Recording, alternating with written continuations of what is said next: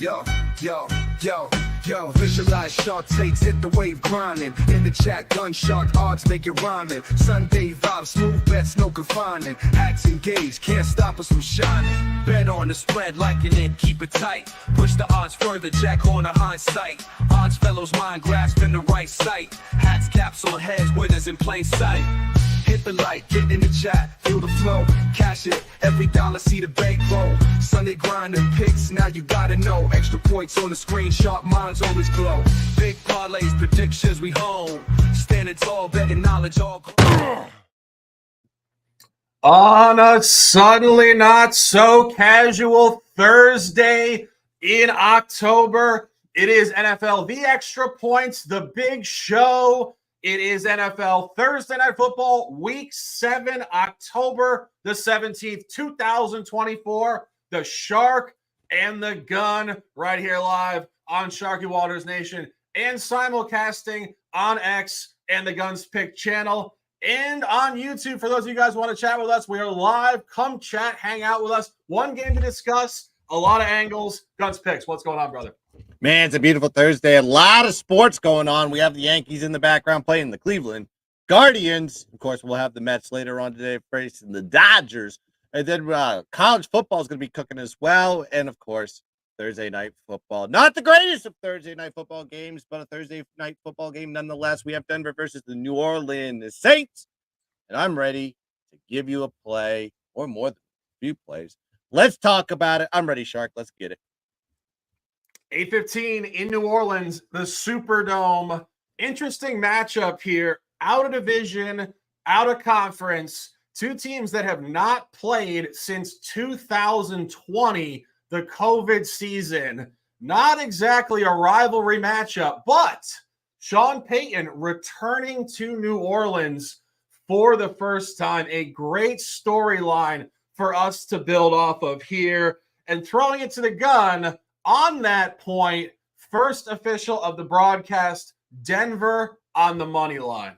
Yeah, I'm going to be just scrapping the spread on this one and just taking the Broncos on the money line. Listen, they're 3-3 on the year. Denver Broncos, off divisional loss to the Chargers, plus 3-point differential, -6 net yard average. And they got New Orleans coming off a divisional home loss to Tampa. Getting crushed, by the way, 51-27, -291 net yards for the game. That's the second week in a row that they've been lost the net yardage battle by triple digits. They're 2-4 with a plus 3-point differential, -76 net yard average. When you break down these two teams, what do you expect? Offensively, not much there for Denver, right? If anything, they're going to try to pass the ball. They're 13th in pass completion rate, pass play percentage, 29th in pass completion percentage, 30th in pass yards per play, 27th in pass yards per game, and third in QB sack percentage. When you look at the defensive side for New Orleans is 27th in opponent pass play percentage, which means a lot of teams pass against them. They're 24th in pass yards per play, 29th in pass yards per game, and they're 24th in sack percentage. So while this Denver offense has struggled scoring, passing the ball, I think they're going to be able to get some open looks on this one, especially a team that's ranked New Orleans team that's ranked 23rd in opponent scoring and 32nd in opponent yards per game. When we look at the defensive side for Denver, kind of complements what the New Orleans offense wants to do. They're ranked 4th in opposing scoring, 16 points per game. Ranked 4th in opponent yards per game, 284.3. And they're number 1 in opponent red zone scoring. So don't expect a lot of scoring opportunities for New Orleans, even if they do get into scoring range, because the New Orleans offense is ranked 5th in offensive scoring. They're 3rd in third down conversion rate, and they're 3rd in red zone scoring. And they want to run the ball. They're 9th in rushing play percentage. They're 22nd in yards per carry, but they're 13th in rush yards per game because they run the ball with a lot of attempts. So just to break everything down into one full synopsis on this one, you have a New Orleans team going with Spencer Rattler. Spencer Rattler's second start. He threw for 55% pass completion rate, 1 touchdown, 2 INTs, and a fumble versus Tampa. And Tampa doesn't have the greatest defense in the world. So if they want to run the ball, they're ranked 6th against if New Orleans wants to run the ball, they're going to have to do it versus a defense that's ranked 6th against the run and number 1 in red zone offensive scoring against the run. and second in opposing yards per play. So if you take away the run game and you force Spencer Rattler to pass, it's going to be detrimental to him because they're also Denver third in QB sack percentage. So with all that being said, this is why I think it's the Denver side on this one. I think the defense is going to be enough for Denver to get over the hump. They're going against a rookie quarterback. Give it up to him, and I'm scrapping the 3. I'm just going to take him on the money line. I got it at minus 130. You can get it at minus 142 now. Just take him on the money line, and then we'll walk into Sunday. Denver, money line is the play. Yeah, really a lot to unpack. And as I said when I opened this conversation, just really a non-matchup of all non-matchups. I was talking about it on X earlier with some people, and people were saying, like this is kind of throwback to the early days of Thursday Night Football, where back in those days, about a decade plus ago, it was usually two teams that nobody would watch on Sunday. So they'd put it on Thursday to pump an audience to a game that really lacked any sort of intrigue. And as I mentioned, really the biggest storyline here is Sean Payton returning to New Orleans. And I do think that's significant motivation, obviously for the coach himself, but the group as they flow from his energy. And, go back 2 weeks ago, before I faded them correctly last Sunday with the Chargers play in Denver, Sean Payton had some funky comments about Bo Nix. He said he's got a little Ferris Bueller in him. And it's not exactly the most complimentary thing to say for a professional quarterback. If this was a 15-year-old and we were trying to party somewhere during a school day, that would be a great comment. But this is not what you want to hear about your quarterback in the NFL. And, maybe not coincidentally, you saw it last week. Chargers 23, Denver 16. That game was not that close. It was 23-0 in the fourth quarter, late flurry from Denver, really a blowout. But I think this is where Denver does return to where they have performed better this year, going 2-0-1 ATS in 3 road games. Did push a game in Seattle early season, blew out the Bucs. We had that conversation that week. I had that game incorrectly. Really an impressive win at a Tampa Bay team that is, technically way above their class in theory. And then they got the Jets 10-9, the game before the Jets went to London. So they performed very well on the road. This is the first time they're a road favorite. And, Guns, as you mentioned, this New Orleans team is just in complete disarray. You're missing your quarterback. You're missing your top 2 receivers. And there's really no argument for New Orleans in this game.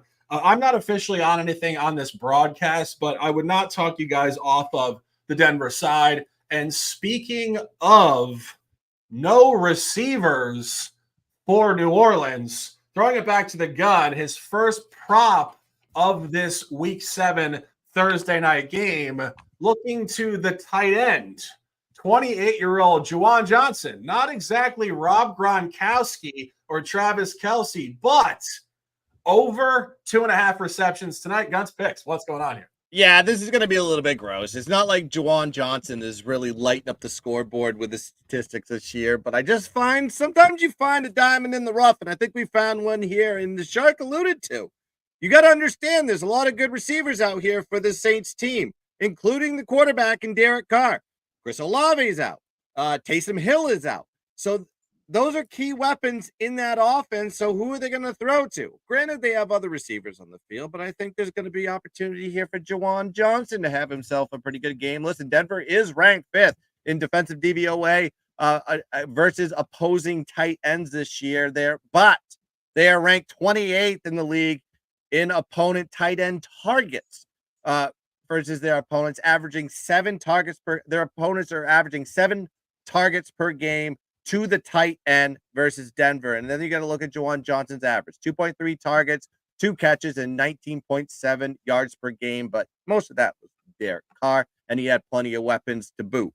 And then you got to look at the Denver defense versus tight ends this year. You break down their statistics. On average, tight ends have 7 targets, 4.8 catches, and 339.5 yards per game.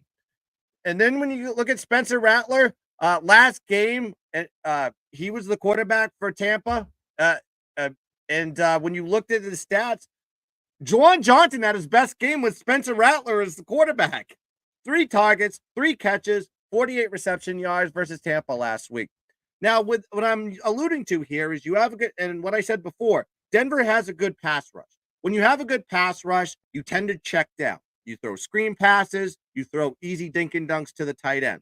This is what I am projecting the game to be, because also not only is Denver one of the best sack percentage teams in the league, they're also very good at yards per play passing, holding opponents to 6 yards per game passing. So what does that mean? A lot of dink and dunks, and guess who you dink and dunk to? You dink and dunk to the tight end, and that is Juwan Johnson, baby.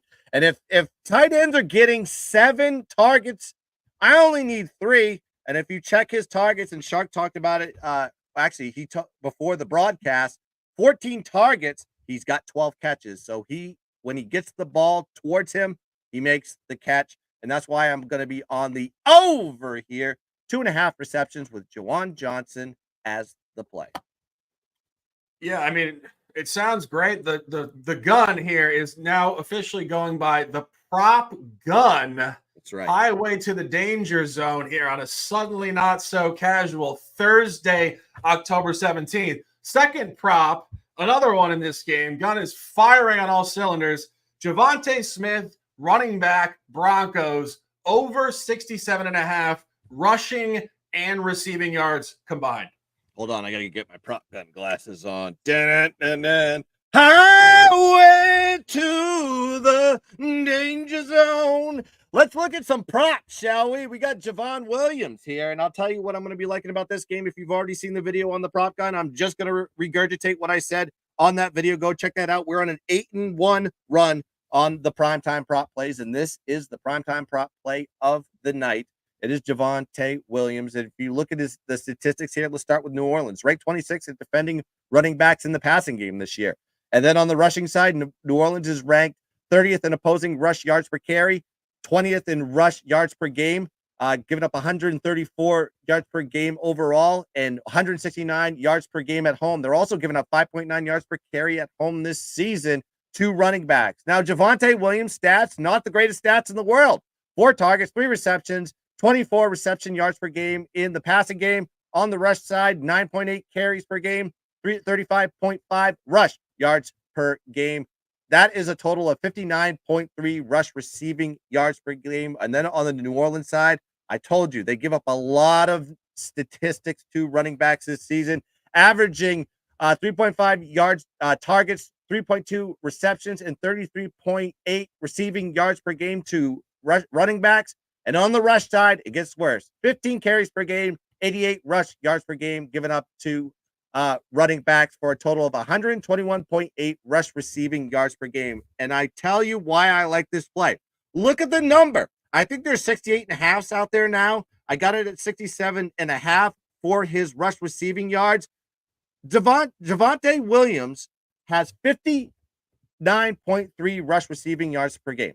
The line is 67.5, 68.5, which is 8-9 yards above his season average. High indicator this is going to be an over. This is what we take advantage of, and this is why I like this prop. Give me Javonte Williams to have himself a day. Start him in fantasy, folks, if he's on your bench. Javonte Williams over 67.5 rush receiving yards as the prop gun play. Love it. I think I used the wrong name when I introed that. I think I said Javonte Smith. It's Javonte Williams, to be clear. That's correct. That is you were thinking. Yeah, I know you were going. yeah. Javonte Williams. For those of you guys hanging out with us, we see the guys in the chat. The emotional critic. What's going on, brother? Surtain is out. Should be fine. This is another point of handicapping when an integral defensive player is out and the line is moving towards that team in strength. The books are basically telling you it's totally irrelevant. This is really just where, Jeff Matthews says they're a practice squad team. They are. I mean, maybe he's buying a practice squad team. More power to him. Everybody's got that contrarian side in them. Best of luck there. But we do think Denver does come away with a victory on this one tonight. And that's going to wrap it up. 15 minutes in the books here. We appreciate you guys tuning in on a Thursday night here. We hope you get some drinks, enjoy yourself, a workout, whatever you're doing. We will be back here tomorrow night. CFP Knowledge for College, 7 o'clock. A great card this week. Yeah. And Sunday morning at 10:30 a.m. lot of NFL plays on Sunday. Oh, yeah. Really like the analysis we're going to be putting forth on Sunday morning.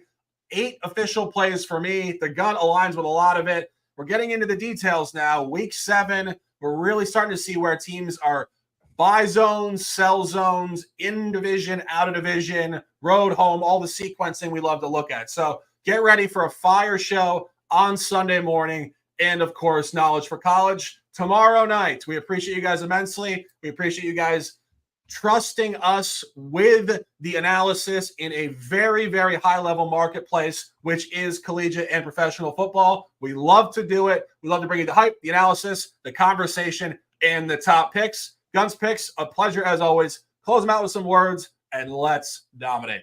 Yeah, I got my guys at Top Tier Handicapping Network checking in with us, and make sure you go check that out. We have the NFL playbook that is out now. We've already fired off played. I was on the show this week, and I've been cooking with the NFL, so go check that out. Also, check out the college playbook too.